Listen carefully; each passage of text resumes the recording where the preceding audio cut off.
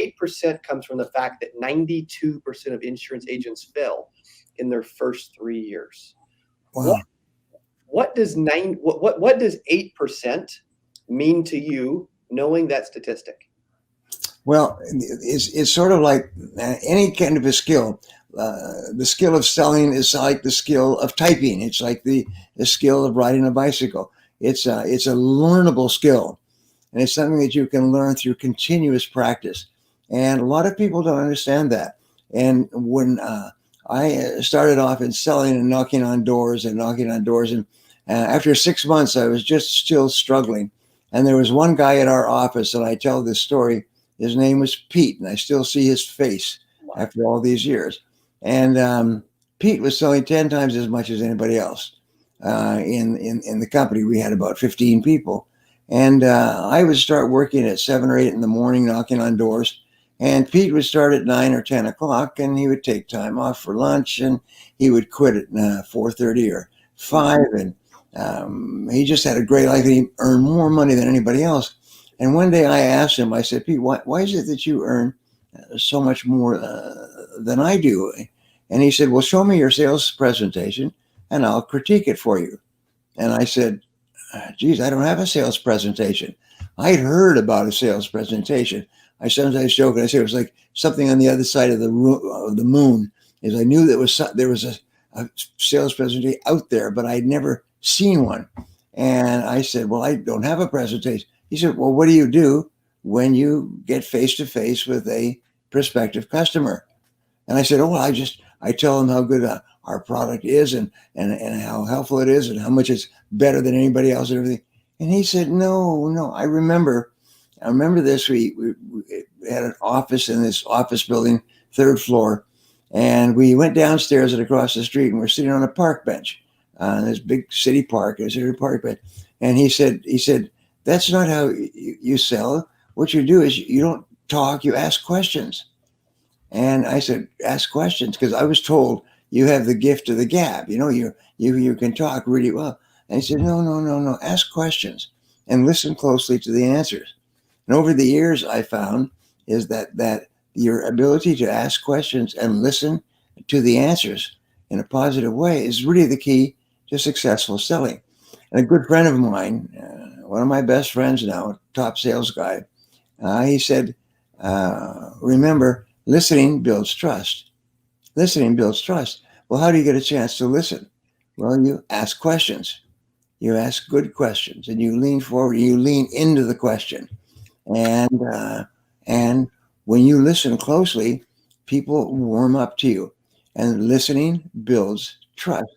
And the more you listen, the more they trust you, and the more they like you, and the more they're open to being influenced by you.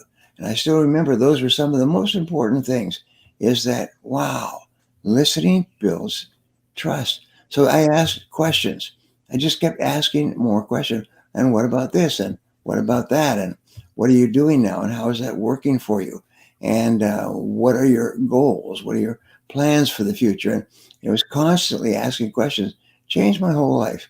Instead of trying to persuade or influence people, instead, listen to them and try to help them. When I do seminars, when I hit the peak, I was doing seminars. My average seminar was 1,600 people for more than 20 years. And sometimes it was 2,000, 3,000, 4,000, with gusts up to 5,000. My biggest seminars were 20,000, 25,000.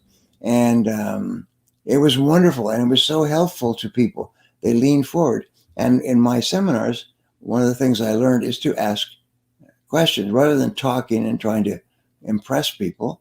Ask them questions about themselves and what they're doing, what their goals are, and so on. And it was just so wonderful. And it's the same thing with you.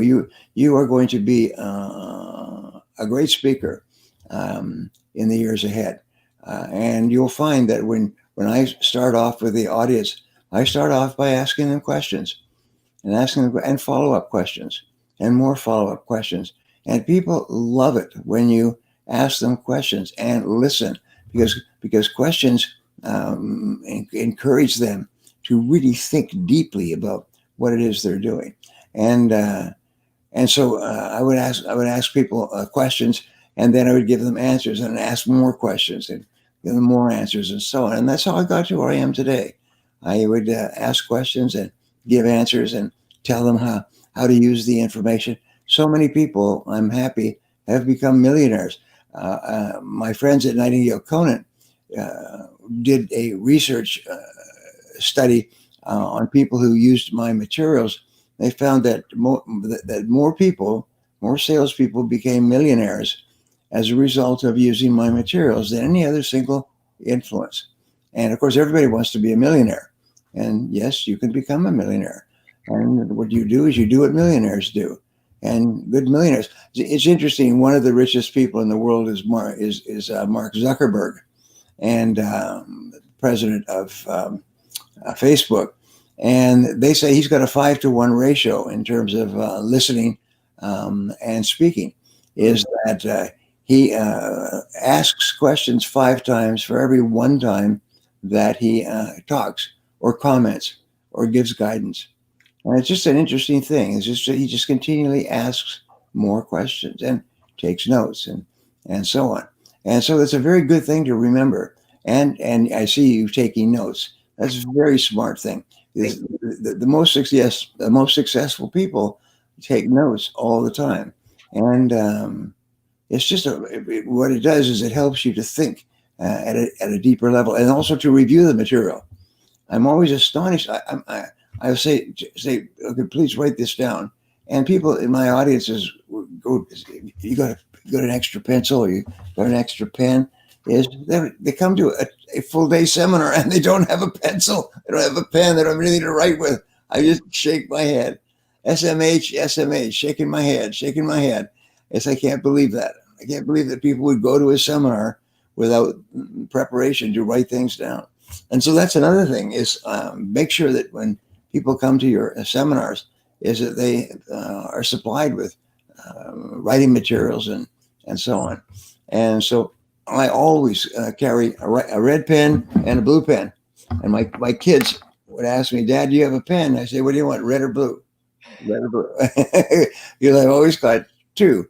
And one is to underline in red, and blue is to make a note. And so my kids now carry pens around. If they hear something good, they immediately write it down. Napoleon Hill had this wonderful one-liner. He said, and when you think it, ink it. I thought that was really cute. When you think it, ink it.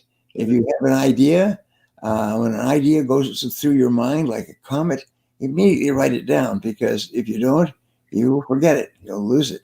And sometimes you'll have one good idea that can change your life. And if you don't write it down, you'll think, geez, what was that idea? And then you meet somebody else who had that same idea as well. And sometimes it's just one simple idea that changes your life. One of the things for our friends who are watching is how important it is to take notes and to read, is to just dedicate yourself to continuous learning. I say that there's 3 things in my life, and I talk about these 3. I call them the golden triangle of success, like a triangle. And when I look back over my life, I realized that there were 3 great things. Number 1 is to accept responsibility for your life. Don't complain. Don't make excuses. Don't blame other people for your problems. Always accept responsibility. Number 2 is to have goals, clear written goals and plans. And number 3 is dedicate yourself to continuous learning. Always be learning. You look behind me. I was just reading an article on me that was in YouTube.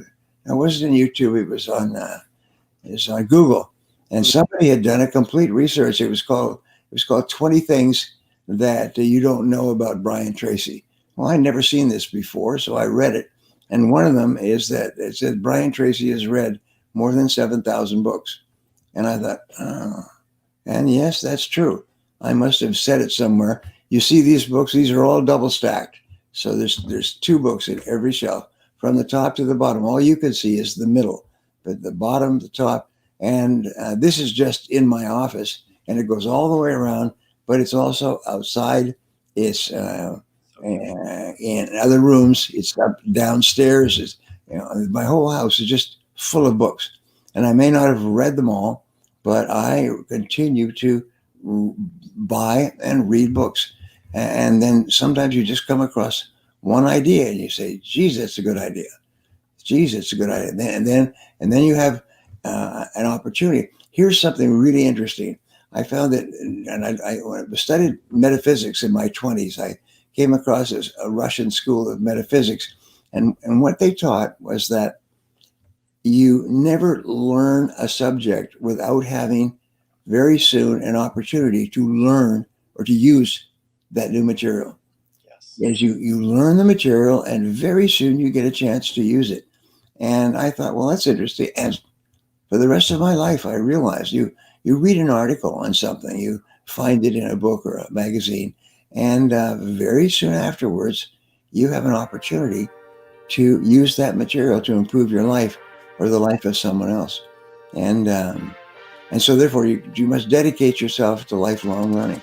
For the rest, you're just always learning. Hey, if you enjoyed this, I got another one you're going to love. It's right there. Click on it. See you in there. Thank you so much. I want to thank Cody and Lauren for putting this on. Give those guys a big hand for doing this. Amazing event, okay?